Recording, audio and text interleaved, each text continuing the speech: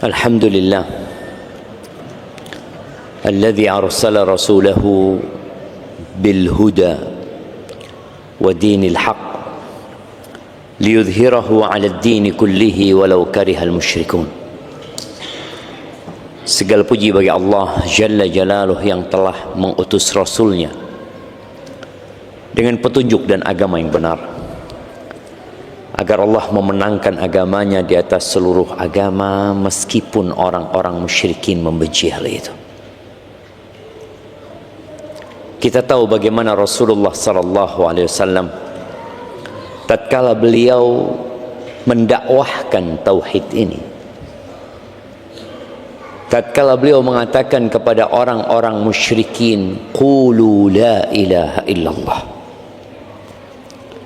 bagaimana kisah siksaan dan gangguan yang diterima oleh Rasulullah sallallahu alaihi wasallam sendiri dan oleh para sahabatnya. Beliau sendirian di kota Mekah. Kita tahu orang yang pertama kali masuk Islam dari kalangan wanita adalah istri beliau, Khadijah, disusul dengan Abu Bakar, Ali bin Abi Thalib, Zaid bin Harithah. Kemudian di tahun ke-10 kenabian, kota Mekah sudah tidak lagi kondusif. Setelah meninggalnya Khadijah, meninggalnya Abu Talib, siksaan kaum Quraisy semakin menjadi-jadi. Akhirnya beliau berangkat ke Taif,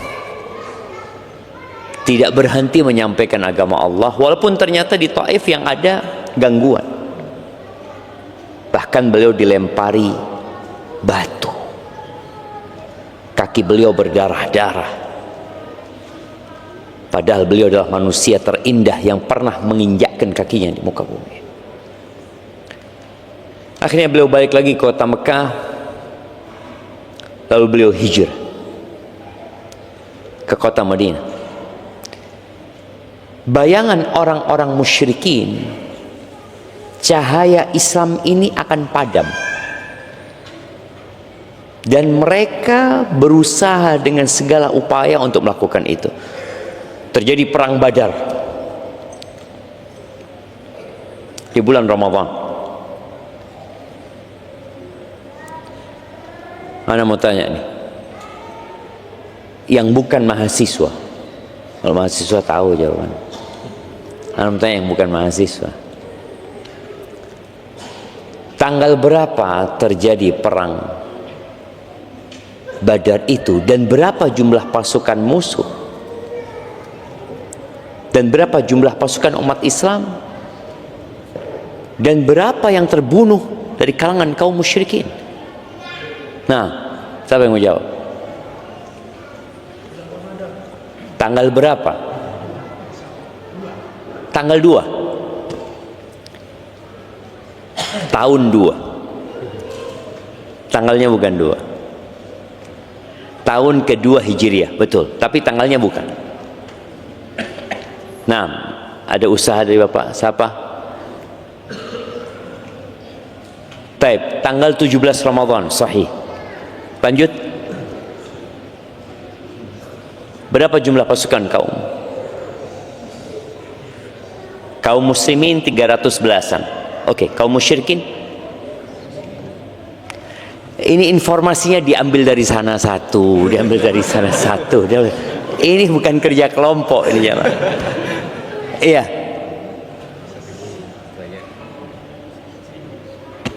Jumlah kaum musyrikin 1000. Oke, betul. Berapa yang terbunuh dari kaum musyrikin? Nah, lihat, nggak lengkap, jemaah. Nah, ada hadiahnya di sini. Kayaknya dikasih sembako untuk jemaah. Tapi kalau sembako ini bisa dibagi-bagi kayaknya, jemaah. Taib, mau ngelengkapi. Terus gimana cara pembagian hadiahnya?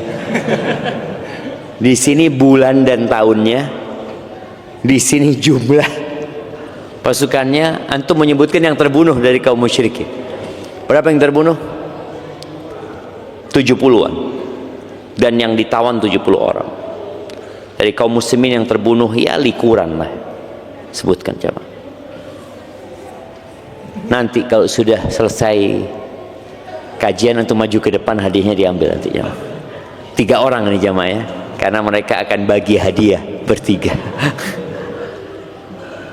Tapi subhanallah, kita lihat Allah berikan kemenangan kepada kaum muslimin yang mungkin kaum muslimin ada kebanggaan lah, ada kegembiraan.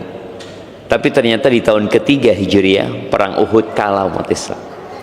Di tahun kelima Hijriah datang pasukan musyrikin dengan membawa 10.000 prajurit yang siap perang. Subhanallah, saat itu umat Islam dalam kondisi yang menakutkan. Nabi alaihissalatu mengatakan kepada mereka saat beliau memecah batu dalam penggalian parit itu, bahwa Romawi akan ditaklukkan, Persia akan ditaklukkan.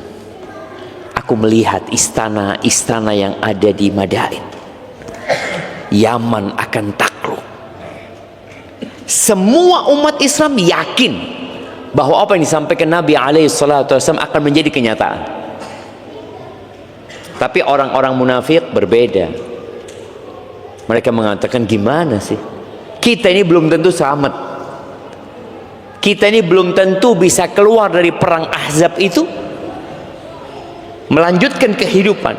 Kok ini janjinya sudah muluk-muluk. Tapi orang beriman yakin, dan terjadi. Bagaimana Romawi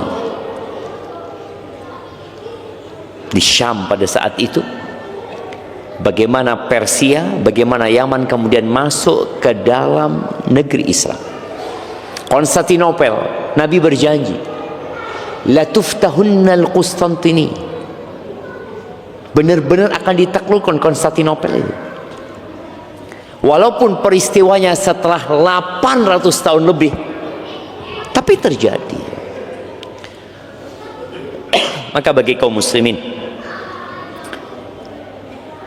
hendaklah kita tidak malu untuk mengangkat kepala kita lalu mengatakan, ana muslim, ana muslim. Allah akan menangkan agama ini. Tapi butuh perjuangan dan kesungguhan serta pengorbanan umat Islam. Kita akan masuk ke bulan Ramadan. Allahumma ballighna Ramadan. Bulan yang tadi di situ terjadi perang Badar. Perang pertama mungkin yang menjadi penentu, yang membedakan antara al-haq dan al-batil. Allahumma salli wa sallim ala abdika wa rasulika Sayyidina wa maulana Muhammadin wa ala alihi wa ashabi ajma'in, amma ba'd. Jamaah rahimakumullah, bagaimana kita menyambut Ramadan? Kita melihat ada keanekaragaman umat Islam di berbagai penjuru dunia dalam menyambut bulan Ramadan ini. Tapi kalau kita melihat bagaimana Rasulullah SAW menyambut Ramadan, sepertinya itu yang harus kita contoh, itu yang harus kita lestarikan. Yang perlu kita lakukan dalam menyambut bulan Ramadan ini, ya bergembira. Nabi SAW bagaimana beliau menanamkan kegembiraan di hati para sahabat. Atakum Ramadan, datang nih bulan Ramadan nih, syahr mubarak, bulan yang penuh dengan berkah. Pintu-pintu surga dibuka, pintu-pintu neraka ditutup, setan-setan dibelenggu. Tiap malam akan ada yang menyeru kepada kebaikan, ya baghiyal khair aqbil, wahai orang yang ingin kebaikan, ayo nih. Allah siapkan bulan itu. Wa ya baghiya syarr, bagi orang yang ingin berbuat jahat. Ya, masih ada kadang-kala kita keinginan berbuat dosa. Aksir, udah tahanlah engkau, berhenti gitu. Dan di bulan Ramadan itu ada vonis bebas dari api neraka. Semua orang yang ada di sini dan semua orang yang ada di bagian akhwat sana dan semua manusia yang ada di muka bumi ini, baik yang sudah mati atau yang akan dilahirkan, semuanya punya tempat di neraka. Ada tempat anak, tempat antum ada. Neraka itu cukup untuk seluruh umat manusia dan surga itu cukup untuk seluruh umat manusia.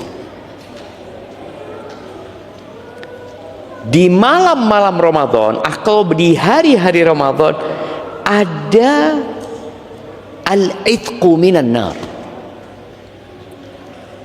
Ada pembebasan dari api neraka. Gembira tidak tatkala kita mendengar hal itu? Di Ramadan ada satu malam yang lebih baik dari 1000 bulan. Siapa yang umurnya 1000 bulan? Ana kasih hadiah. Jemaah, 1000 bulan itu kira-kira 83 plus 4 bulan. Siapa yang umurnya 83 tahun plus 4 bulan? Sepertinya orang yang umurnya segitu, kalau dia masih hidup, ada sebagian yang sehat, ada sebagian yang sudah sakit-sakit, udah nggak produktif lagi. Tadi subuh ada kawan datang, dia mengatakan, Ustaz, ibu Ana sudah mulai pikun, Ustaz. Udah mulai pikun. Artinya ada kondisi ketika umur lanjut itu nggak produktif lagi. Ini satu malam lebih baik daripada beramal selama 1000 bulan. Umur umat Nabi Muhammad SAW nggak panjang, 60 sampai 70, dan yang lewat sana sangat sedikit sekali. Tapi itu ada di bulan Ramadan. Tatkala kita tahu ada bonus itu, apa yang akan kita lakukan? Allahumma ballighna Ramadan. Kita akan berdoa, ya Allah, sampaikan aku ke bulan Ramadan, sampaikan aku ke 10 hari terakhir, dan berikan kepada aku Lailatul Qadar. Itu bagi orang yang punya visi ke depan. Di bulan Ramadan ini yang gembira siapa jemaah?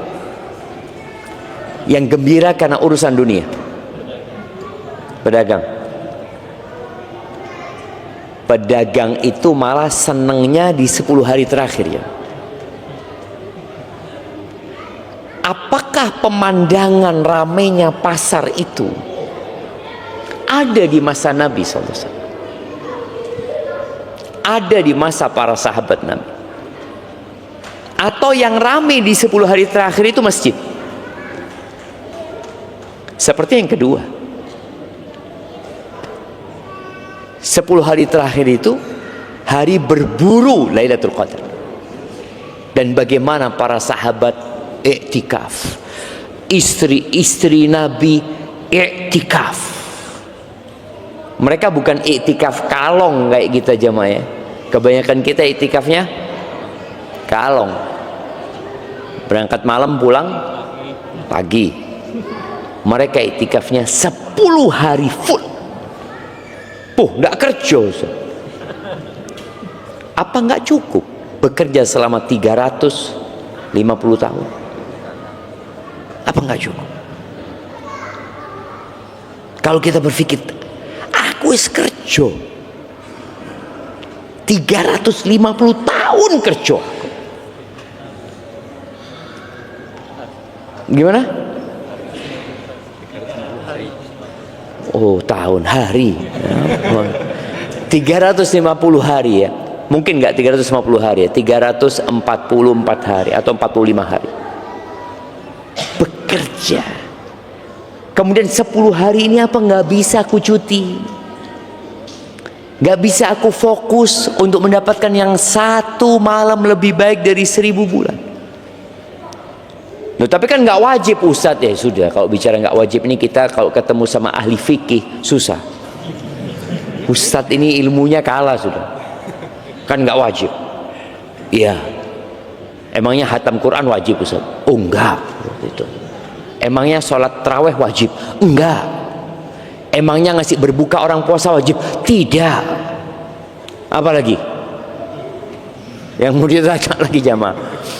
Enggak. Tapi kalau kita bicara berapa banyak urusan dunia yang sunnah aja enggak kita lakon. Enggak ada sunnahnya. Makruh iya. Mubah. Kita cinta dengan hal itu. Sedangkan Allah mau bagi-bagi pahala sama kita, lalu kita katakan nggak wajib.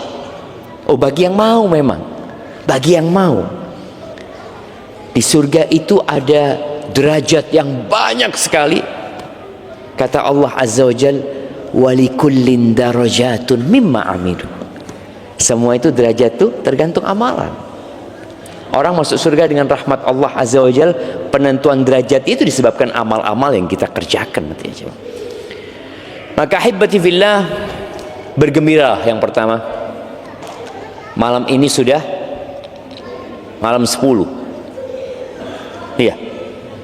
10 Sya'ban. Malam 10 Sya'ban berarti kita tinggal 20 hari lagi. Coba antum pikirkan apa yang ana persiapkan untuk 20 hari ini untuk menghadap Ramadan. Hal yang terpenting yang perlu kita persiapkan adalah motor kita harus bagus. Orang kalau dikatakan antum mau kemana? Ana mau ke Jakarta. Cek dulu mobilnya. Iya, olinya sudah ganti, udah. Taib. Mesinnya bagus. Rodanya baru. Berangkat. Dan ketika berangkat hati antum nyaman. Kenapa? Karena semua sudah dicek. Tapi kalau antum berangkat ke Jakarta, ya apa? Ban 40%. Loh, 40% Jakarta antum gelondong nanti. Seperti itu. Terus oli sudah cair. Oli sudah cair. Aki masih bagus, tapi plus dorong. Ya apa sih? Antum mau berangkat ke Jakarta dengan kondisi seperti itu, yang dikhawatirkan nggak nyampe. Sampai Surabaya ditowing ke Jember. Mobil antum nantinya. Untuk menghadapi Ramadan ini loh, kita harus benar-benar genak motor kita. Dan motor penggerak itu hati. Yang kata Nabi SAW, di tubuh kita itu ada satu organ, kalau dia sehat, dia bagus, semuanya bagus. Tapi kalau dia rusak, semuanya rusak. Apa? Jantung kita nih. Ini malam 10. Terus malam 11, malam 12, malam 13, malam 14, malam 15. Malam nisfu Sya'ban. Kalau bicara malam nisfu Sya'ban ini, ada banyak cerita, ada banyak riwayat yang mungkin dikenal di masyarakat, sehingga mereka merayakan nisfu Sya'ban itu dengan berbagai macam ritual. Ada yang kemudian sholat khusus di malam harinya, puasa khusus di tanggal 15-nya. Namun ternyata kalau kita melihat penjelasan para ulama tentang hadis-hadis berkaitan dengan nisfu Sya'ban ini, rata-rata dhaif dan palsu berkaitan dengan amalan khusus. Ada yang sahih, tapi ternyata yang disahihkan oleh sebagian ulama, hadis ini diriwayatkan oleh Al-Imam At-Tabrani, Ibnu Hibban dan Ibnu Majah, dan disahihkan oleh sebagian ulama di antara Syekh Albani rahimahullahu taala dari Mu'adz bin Jabal radhiyallahu anhu, anna an-nabiy sallallahu alaihi wasallam qala bahwa Nabi alaihi salatu wasallam bersabda, yattali'u Allah ila khalqihi fi lailatin nisfi min Sya'ban. Allah itu memandang kepada hamba-hambanya di malam nisfu Sya'ban.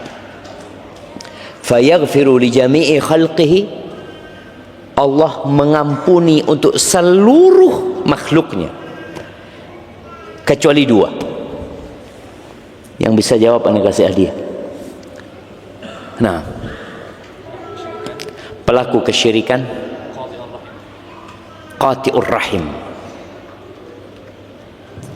pemutus silaturahim.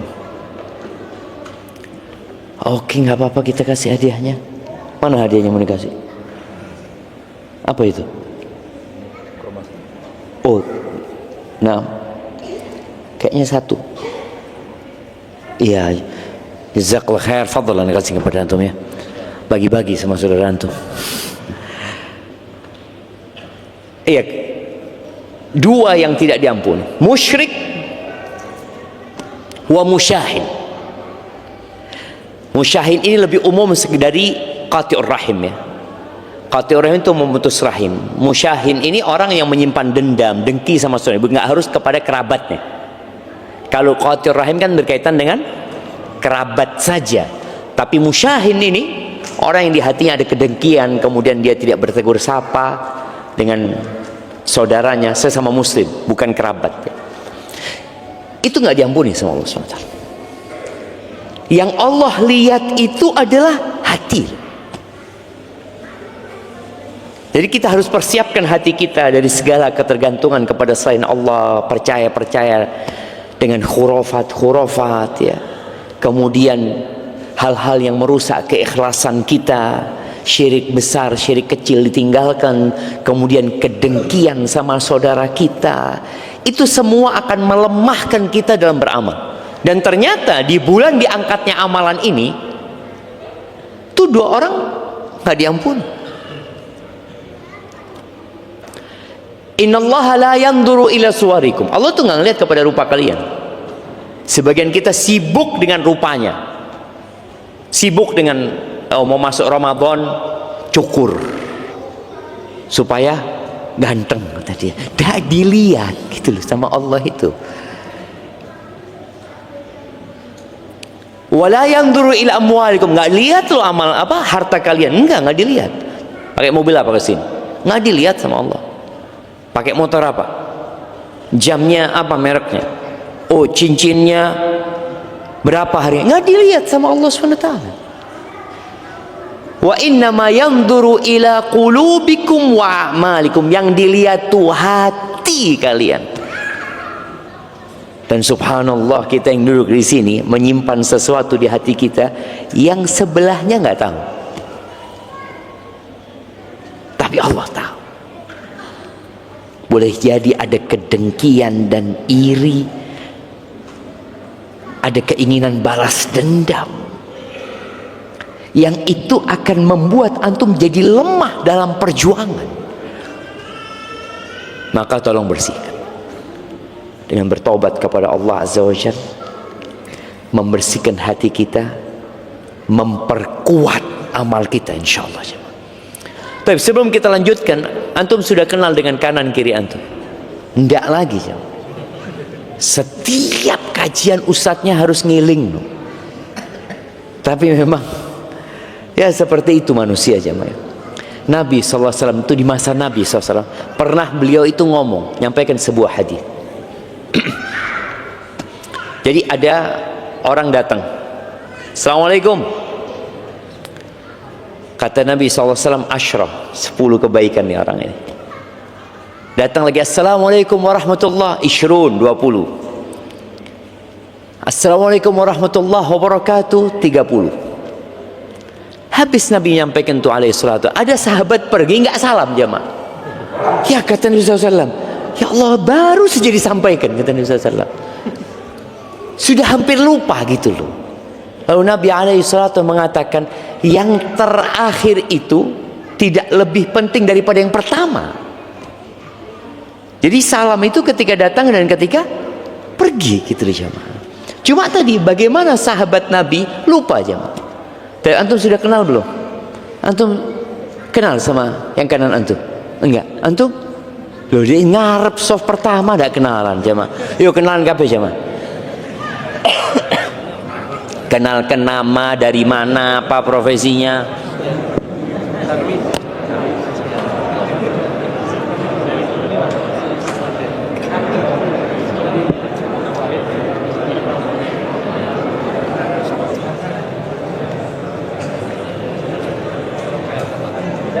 Iya, yang ibu-ibu juga ya. Ibu-ibu jangan jadi penonton ya. Makanya ibu-ibu kalau datang itu jangan pernah duduk sama yang kenal. Ngobrol nanti. Jadi usahakan kalau datang kajian itu pisah sama kawannya. Iya, yang ini satu geng ini nggak boleh ini. Satu sana, satu sini, biar tambah temennya.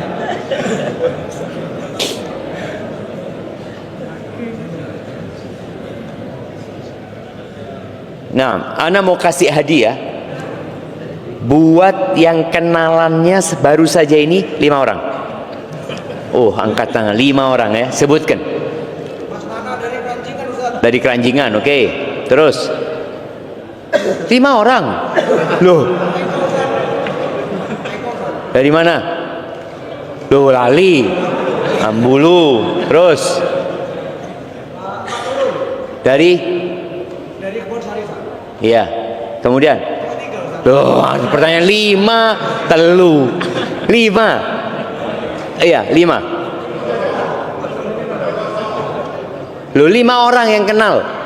Pertanyaannya kenal 5 orang barusan. Loh, 1 orang tuh enggak 5. Tidak ada kan jemaah? Oke, 4, ini 3 ini barusan cuma 4. Yang bisa nyebutkan 4 baru kenal ya. Baru, ojo gengnya ndak. Kenalan, baru kenalan saat ini jam. Tidak ada kan jemaah? Yang 3 mau dikasih? Enggak, kurang 2. Harus lebih semangat. Iya, ibu-ibu. Ibu-ibu, ada mic di sana ibu-ibu. Yang kenal 5 baru hari ini kenalnya. Silakan. Belum? Taib 4, kita kurangi 1. 4.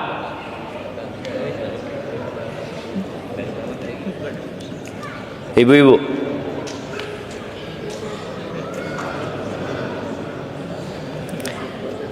Taib. Berarti masih belum ada. Taib ahibati fillah. Oh, ada. Naam, tafadhal.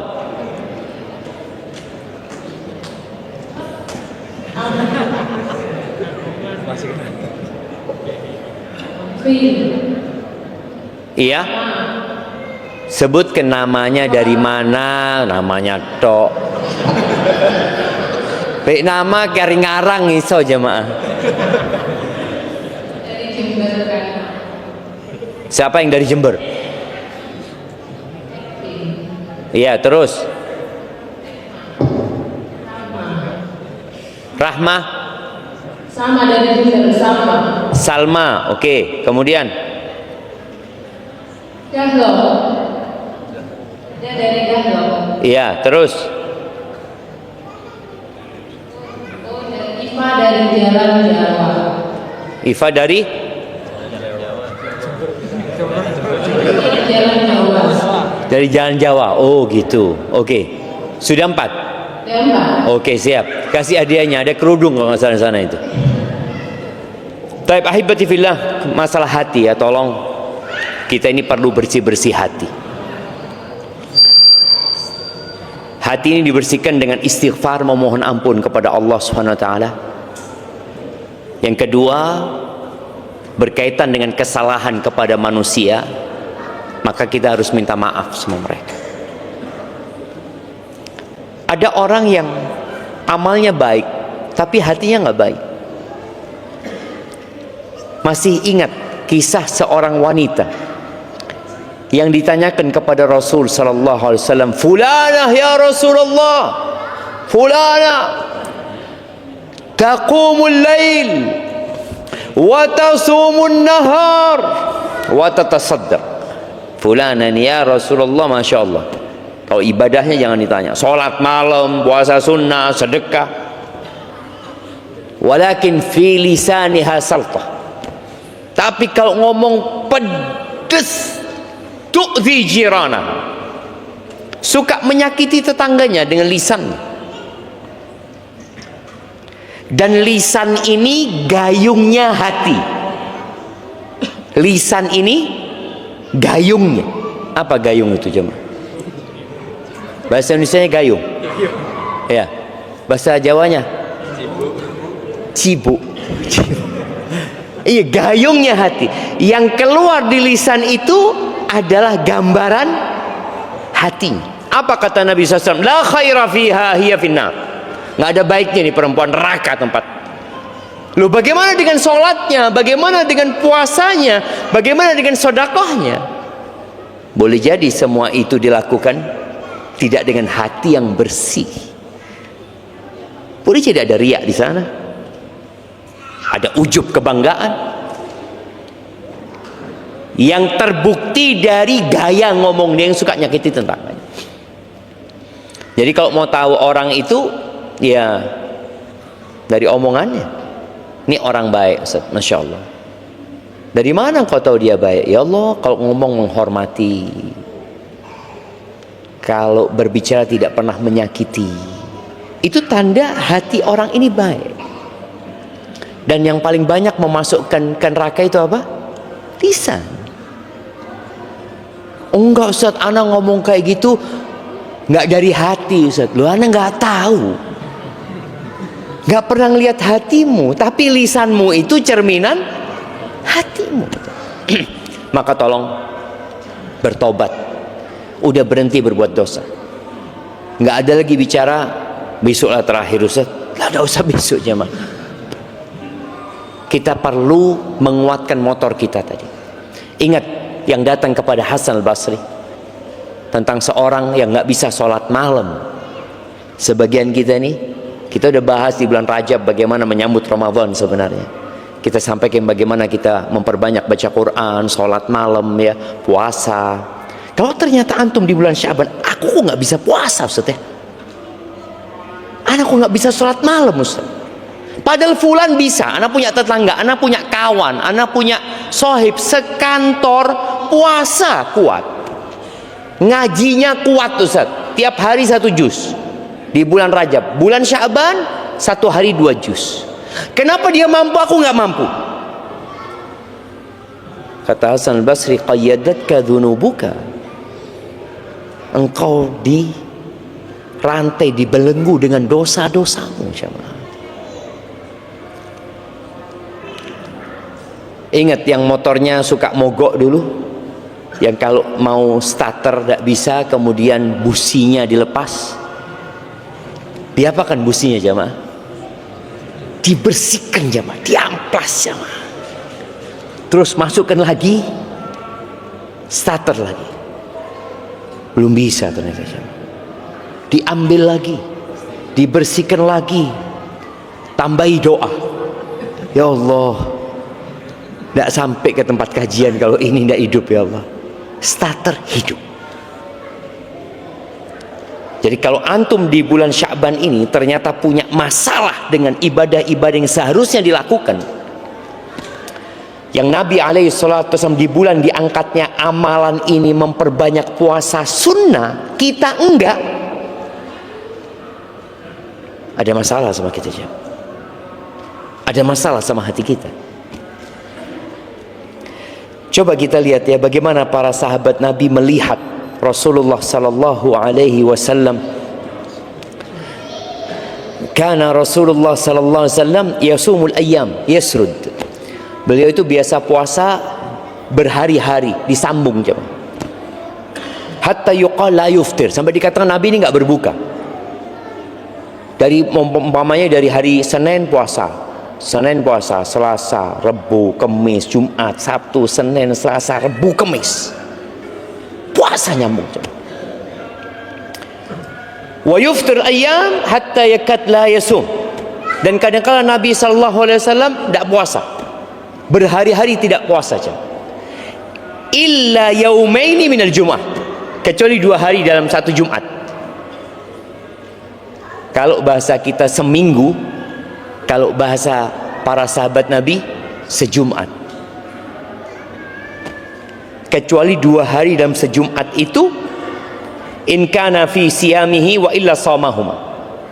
2 hari ini kalau Nabi lagi nyambung maka akan ikut. Kalau Nabi tidak lagi puasa, tetap beliau puasa di 2 hari ini. Hari apa? Senin sama Kamis. Karena Senin sama Kamis ini hari diangkatnya amalan. Sama kalau di bulan itu, bulan diangkatnya amalan adalah bulan Sya'ban ini. Lalu kata Usama, walam yakun yasumu min syahrin minasyuhur ma yasumu min Sya'ban. Beliau sepanjang tahun itu nggak pernah puasa seperti puasa beliau di bulan Sya'ban.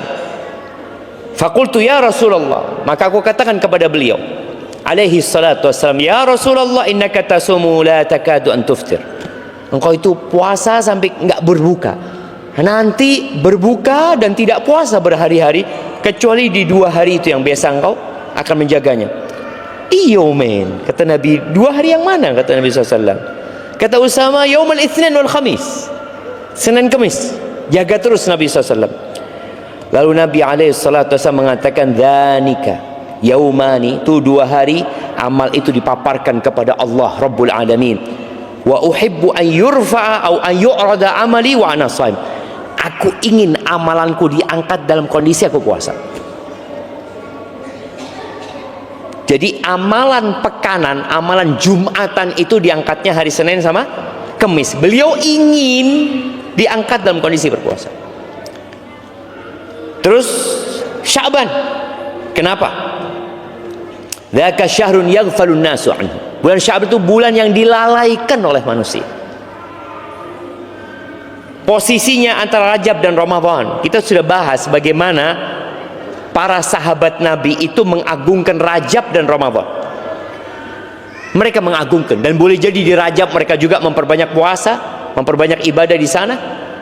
Terus Sya'ban mungkin sebagian orang berpikir istirahat. Persiapan Ramadannya dengan istirahat. Istirahat loh Ustaz. Entar lagi mau Ramadan kita. Harus makan yang benar di bulan Sya'ban. Orang lalai dengan bulan Sya'ban. Padahal mereka, para sahabat Nabi radhiyallahu taala anhum, mereka hafal dengan bulan-bulan Islam. Oke, Anda mau tanya, antum sebutkan bulan-bulan Islam. Nah,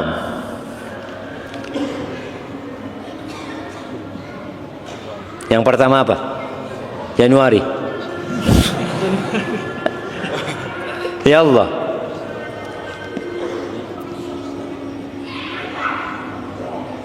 Nasid jaruhu. Nah, yang sebelahnya antum. Muharram. Langsung Rajab. Muharram, Rajab, Sya'ban. Ya hendaklah. Habis Muharram apa? Cuma aja dulu lah belakangnya. Muharram, Safar, Rabiul Awal, Rabiul Akhir, Jumadal Ula, Jumadal Akhirah, Rajab, Sya'ban, Ramadan, Syawal, Dzulqa'dah, Dzulhijjah. Masya Allah. Kasihkan ini ke sana, oh jamaah. Masya Allah. Iya, ada cara menghafalnya katanya. Cara menghafal bulan-bulan itu, tapi itu buat anak-anak jamaah ya. Kalau bapak-bapak ini caranya itu Musa, Roro, Juju, rasa-rasa Juju, Zuzu, rasa-rasa Zuzu, bukan Juju. Musa, Rara, Juju, Rasha, Dudu. Hafal. Musa, Muharram, Safar. Rara, Rabiul Awal, Rabiul Akhir. Juju, Jumadal Ula, Jumadal Akhirah. Rasha,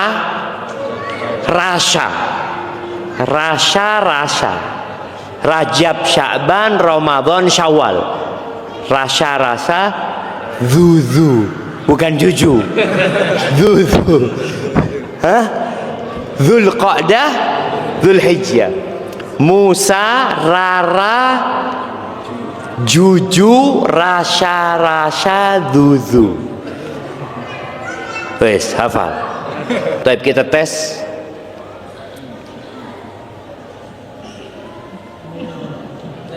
Ya. Singkatannya, Ustaz. Iya, singkatan tadi. Musa, Harun. Oke. Musa, Rara, Juju, Rasha, Zuzu. Masya Allah, betul jemaah. Kasih hadiah. Nggak apa-apa, kasih kurmanya nih sama dia. Insya Allah. Ya, ibu-ibu.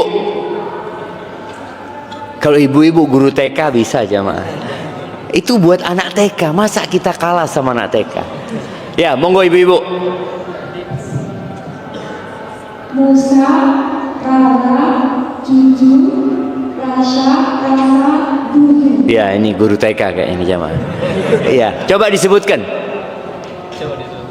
Musa, Muharram, sama Safar. Ya. Terus Juju, Jumadil Awal, Jumadil Akhir. Oh, Rara dulu kok. Rabiul Awal, Rabiul Akhir. Iya. Juju, Jumadil Awal, Jumadil Akhir. Terus. Rasha, Rajab, Sya'ban. Rasha yang kedua Ramadan sama Syawal, Dzulqa'dah sama Dzulhijjah. Masya Allah. Nah, silahkan milih hadiahnya, tidak apa-apa, sudah. Iya, taib jamaah. Di bulan Sya'ban ini Nabi SAW banyak puasa. Bulan ini dilalaikan sama orang. Kita itu kalau ditanya, insya Allah puasa kapan ya? Kapan jamaah puasa insya Allah? Insya Allah 19. Kok iso? Puasa itu ya 1 Ramadan. Sampai kapanpun poso itu 1 Ramadan. Tapi karena kita nggak peduli dengan kalender kita menghafalnya Masehi. Sampai Ramadan kita, sampai Syawal kita tetap yang dihafal Masehi. Kapan insya Allah kita Lebaran? 1 Syawal. Mulai zamannya Nabi Muhammad SAW sampai hari kiamat, yang namanya Lebaran itu kapan? 1 Syawal. Dan ketika Nabi SAW menyebutkan banyak orang lalai, ini di masa Nabi SAW. Bagaimana dengan di masa kita? Yang pahala di waktu dilalaikan orang itu nilainya besar sekali. Al-ibadatu fil haraj kahijratin ilayya. Ibadah di waktu-waktu orang lalai, sibuk cari dunia, ini itu seperti hijrah kepada aku, kata Nabi SAW. Salat duha yang paling utama itu kapan?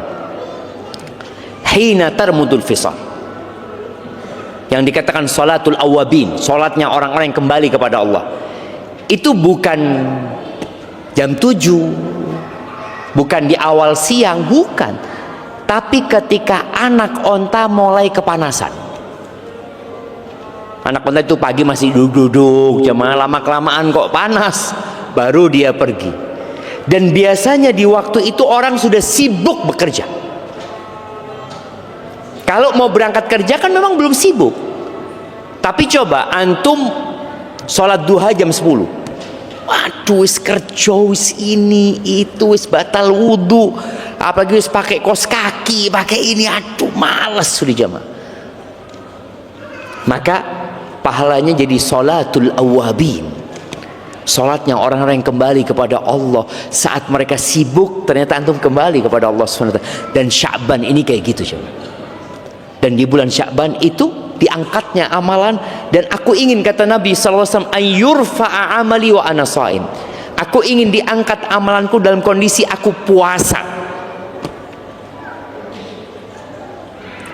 Baik, sebutkan 3 keutamaan puasa.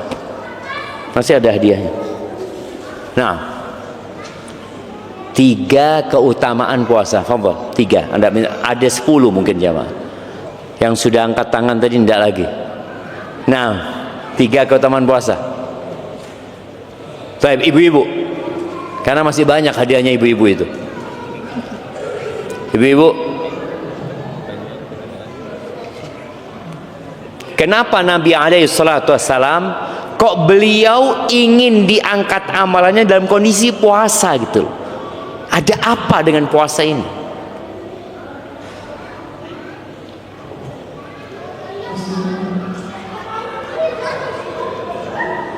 Naam, tafadhali.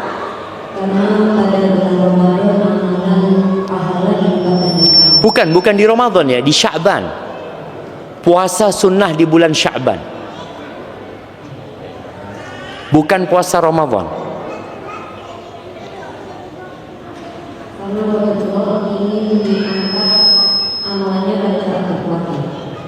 Iya, kenapa? Itu pertanyaannya. Afwan. Kenapa kok beliau memilih puasa gitu?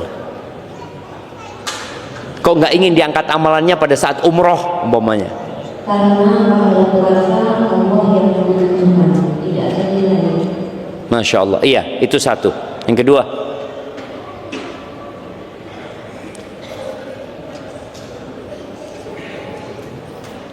karena orang yang berkata tidak bisa lihat. yang ketiga,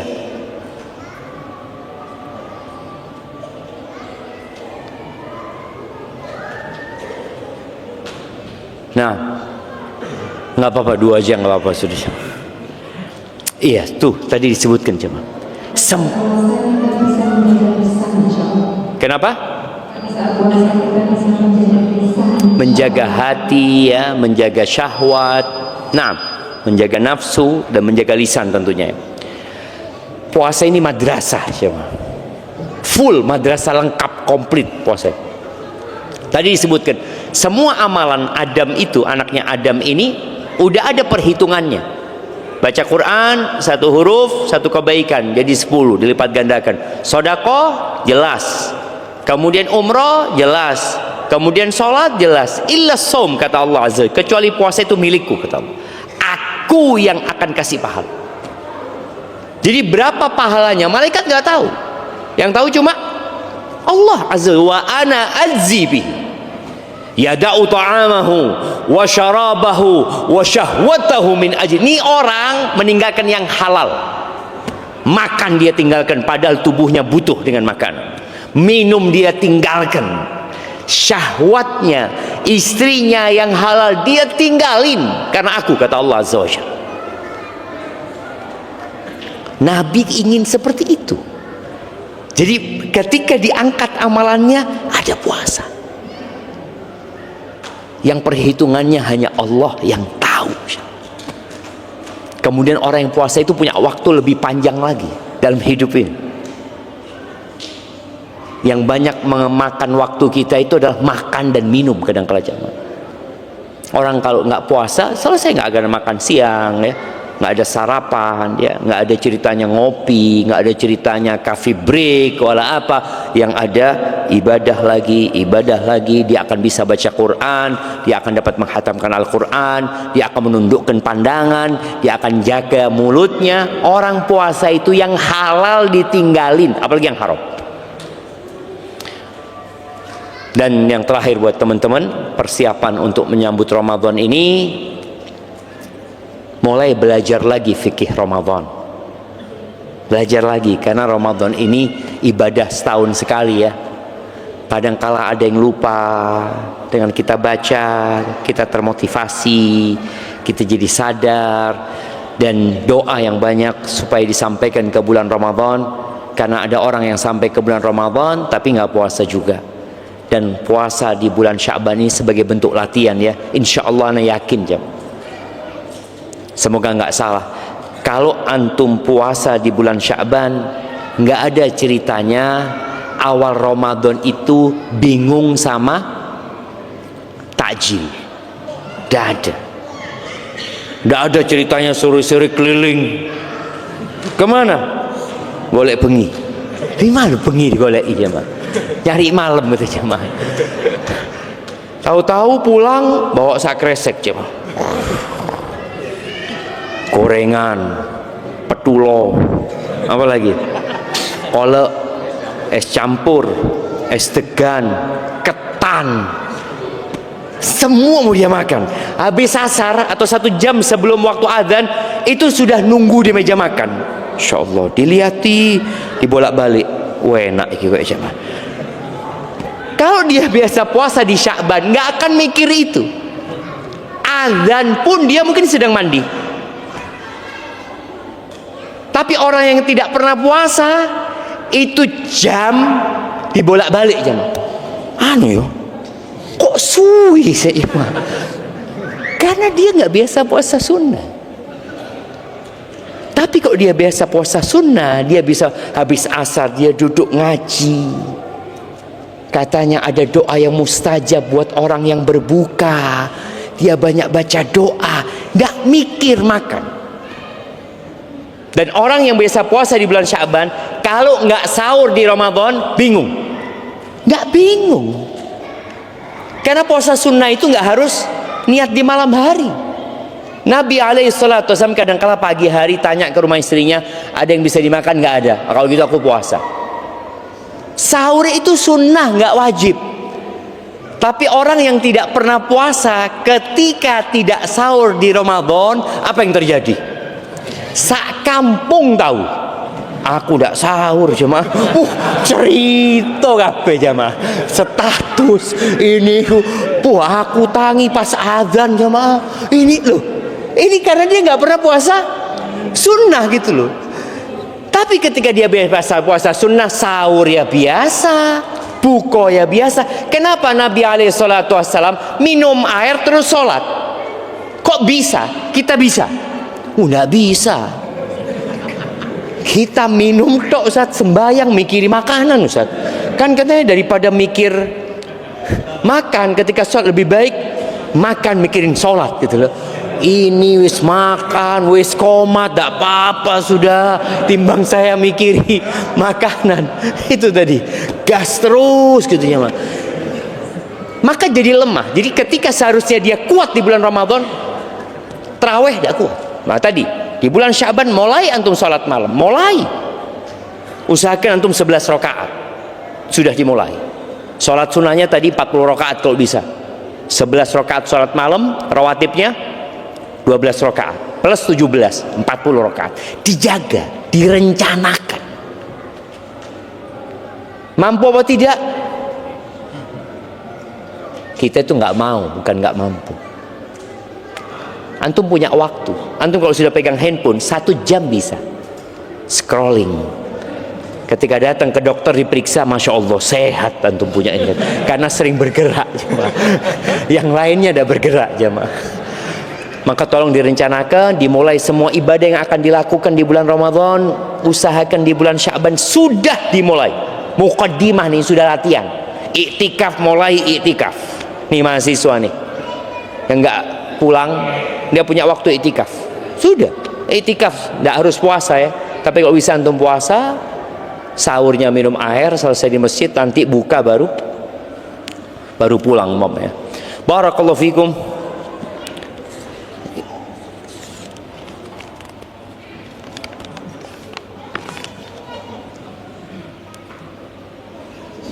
Wah ini rame nih jemaah.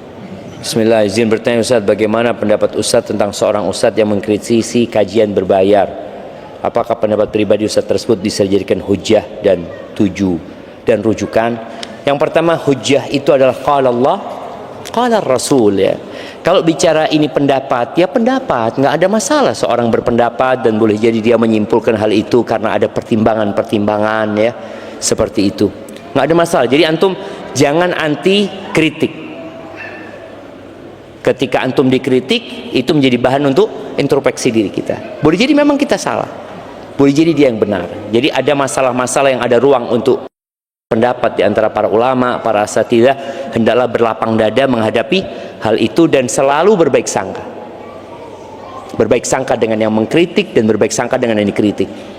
Dengan cara itu insya Allah kita akan tetap menghargai dan menghormati para asatidzah. Barakallahu fikum.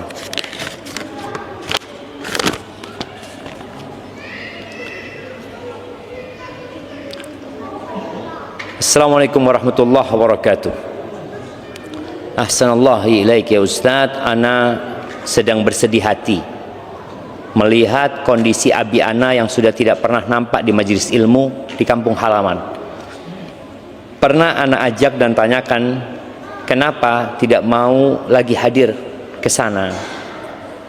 Beliau beralasan orang yang hadir di masjid tersebut belum tentu merubah akhlaknya menjadi lebih baik.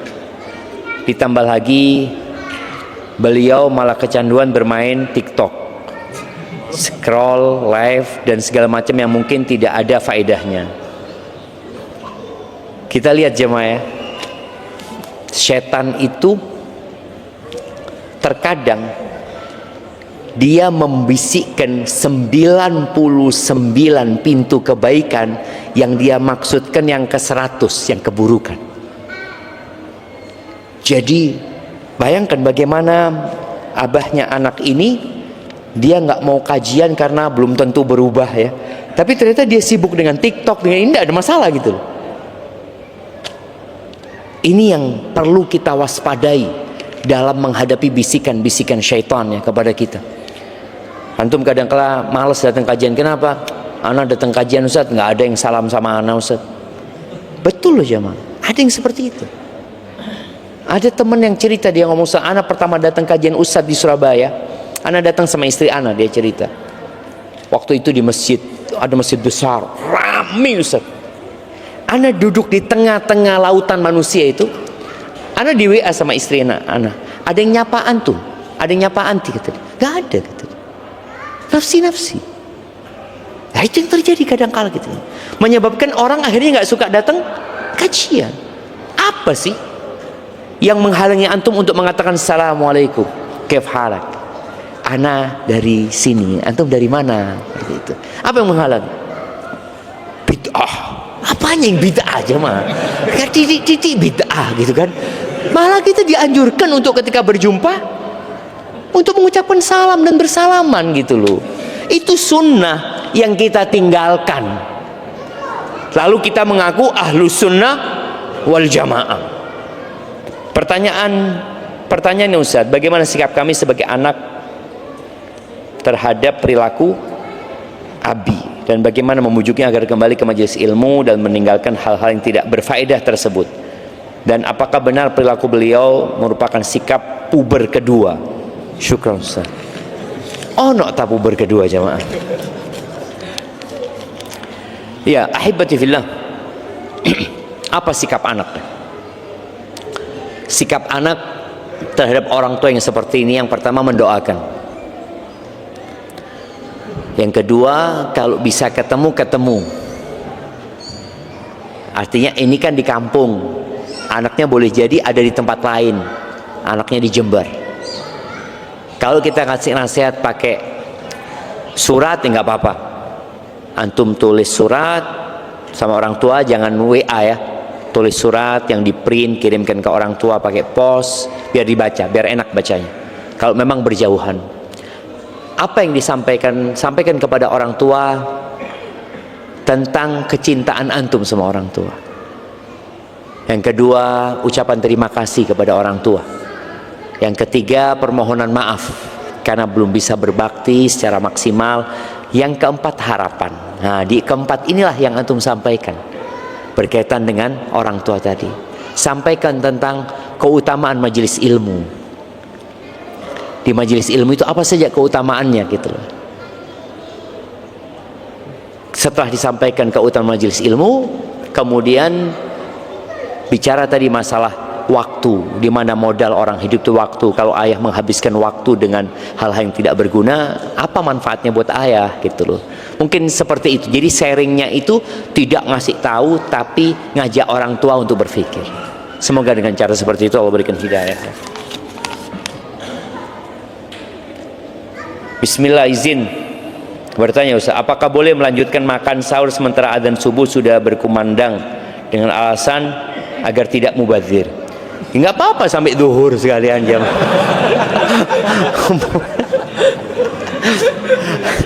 Iya jemaah. Allah Azza wa Jalla mengatakan wa kulu washrabu hatta yatabayyana al-khaytul aswadu minal khaytil abyadi hatta yatabayyana lakumul khaytul abyadu minal khaytil aswadi minal fajr. Kalian makan dan minum sampai fajar. Ketika fajar terbit dia berhenti. Mubazir Ustaz. Ya ada apa-apa makan, berarti itu tidak puasa. Kalau mubazir. Maka di sini mungkin ada anak pernah dengar ada pendapat Ustaz yang mengatakan jadi kalau azan itu ada makanan boleh lanjutkan dimakan ya. Masalah ini ada khilaf di antara para ulama. Tapi keluar dari khilaf itu menyelamatkan. Ketika azan sudah selesai. Karena yang batasan puasa itu dari fajar terbit sampai matahari terbenam. Jadi ketika sudah fajar terbit, kecuali azannya itu duluan, cepat jemaah. Ana kalau nggak salah sudah Ana membaca kalau nggak salah ada pernyataan resmi dari Muhammadiyah yang menyatakan bahwasanya waktu subuh Indonesia itu kecepatan 8 menit ya. Kalau nggak salah seperti itu ya, mereka sudah menetapkan seperti itu. Itu bisa menjadi bahan pertimbangan kalau memang benar seperti itu. Dan semoga pemerintah juga mengakomodir hal itu. Jadi kalau ternyata azannya itu kecepatan, maka nggak apa-apa kita makan dan minum karena memang belum masuk waktu subuh.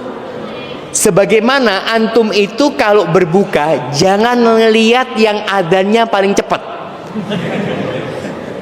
Kita itu lihat masjid kuno, enakan melok masjid kuno. Loh, padahal belum terbenam mataharinya. Ukurannya itu bukan adzan, tapi ukurannya terbenamnya matahari.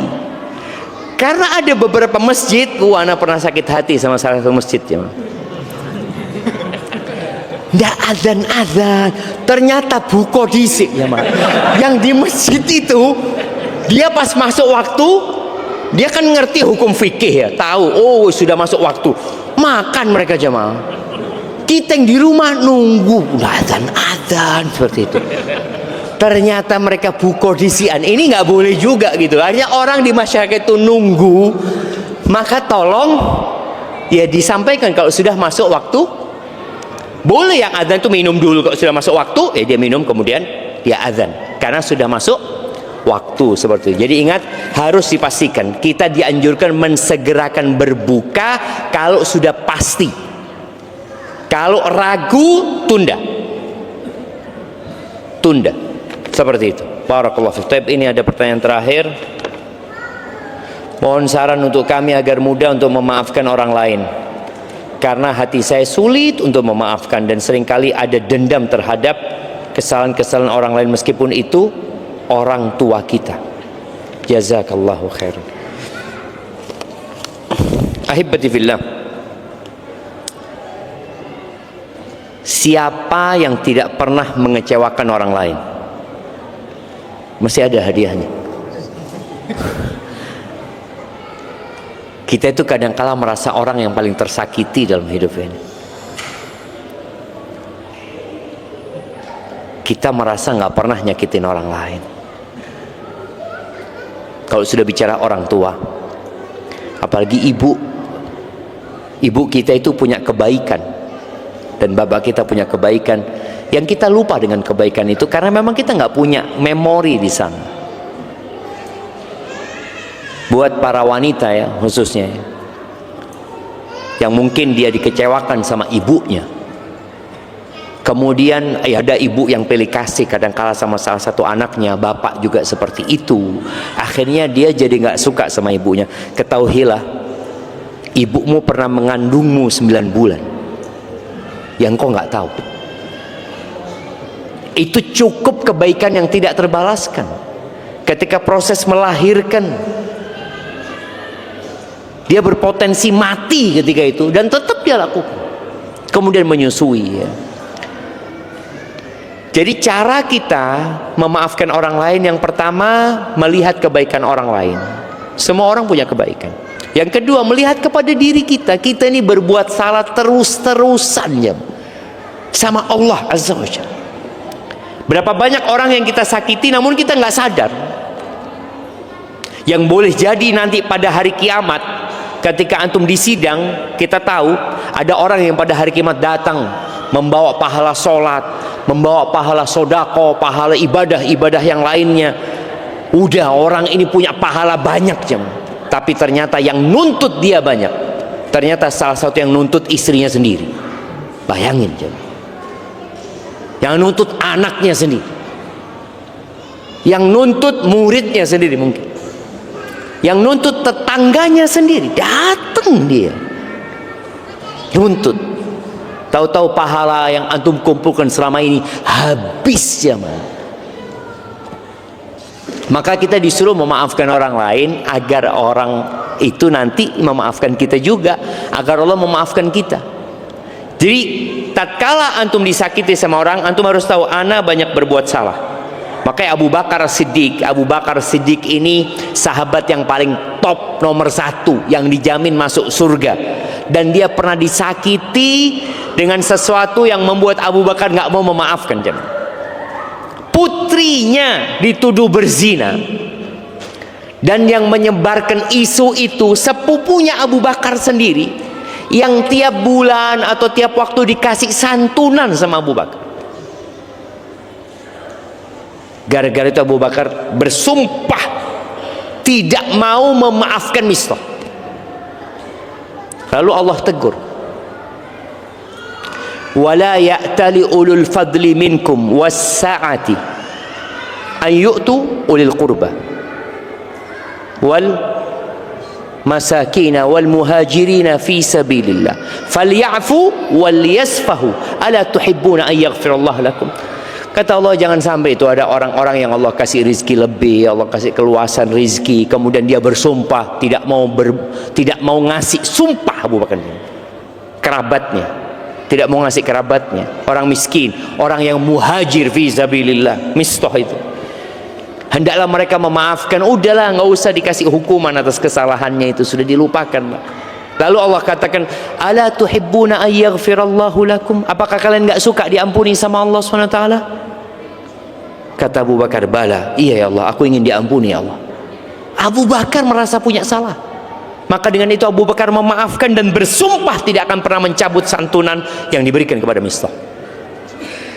Maka ini menjadi pelajaran buat kita bersama. Jadi kalau antum sulit memaafkan, ingat antum punya banyak salah sama Allah. Dan kalau bicara salahnya kita, salah kita itu kita ulangin ya. Kita ulangin, terus kita ulangin, kita tobat, kita ulangin.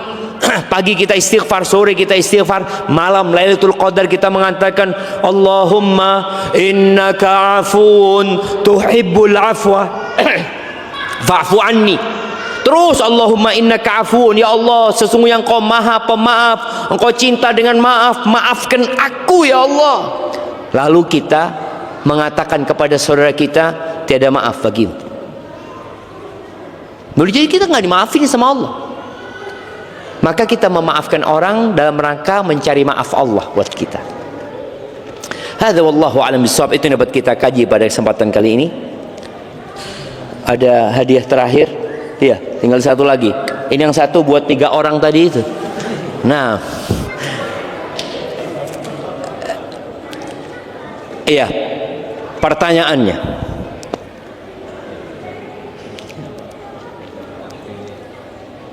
sebutkan 5 keutamaan Ramadan.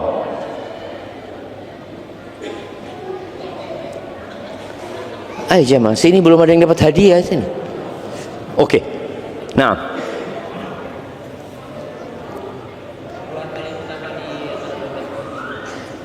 bulan yang paling utama. Keutamaannya apa? Keutamaan yang ditanya.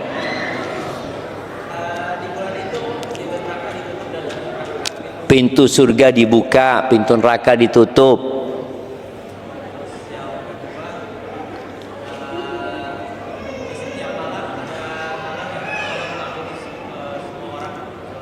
Ada pembebasan dari api neraka. Ya.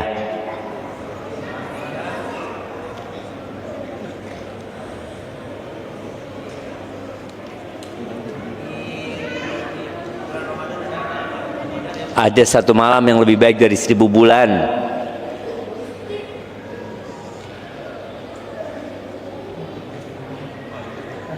Terus setan dibelenggu.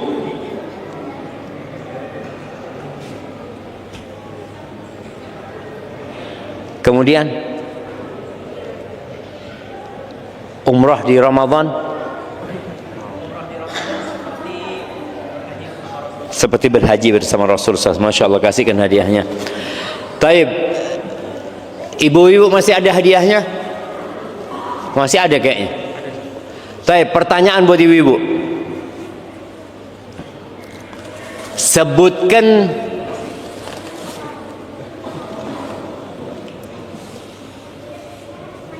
apa jamaah? Iya. Sebutkan 9 istri Nabi Muhammad SAW. Naam, tafadhali.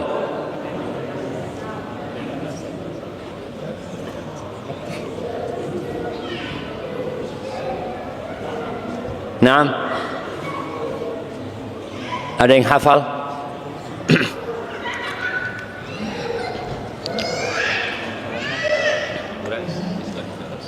Siti Khadijah. Siti. Iya, tidak apa-apa. Siti Khadijah itu dari Sayyidati yang naam, tafadhal. Khadijah radhiyallahu anha. Naam. Saudah, Aisyah, Zainab, Ummu Salamah, Zainab, binti Jahsin, Juwairiyah, sama Ummu Habibah. Sudah 9. Iya Ustaz. Oke, nggak apa-apa, kasih hadiahnya sudah siapa? Kurang 1 kayaknya. Nggak apa-apa lah. Sofia. Ada Sofia, ada Hafsah ya. Barakallahu fiik. Semoga Allah mudahkan.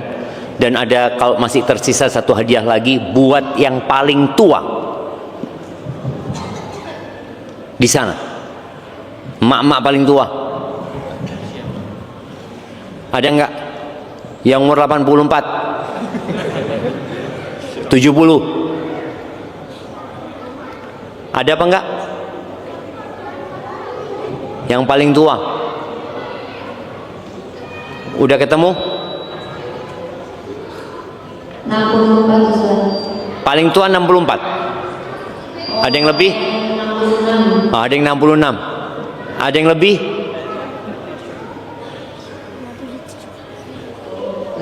Oke, yang 66 sudah ya. Jazakallahu khair. Subhanakallahumma bihamdika asyhadu an la ilaha illa anta astaghfiruka wa atubu ilaik. Wassalamualaikum warahmatullahi wabarakatuh.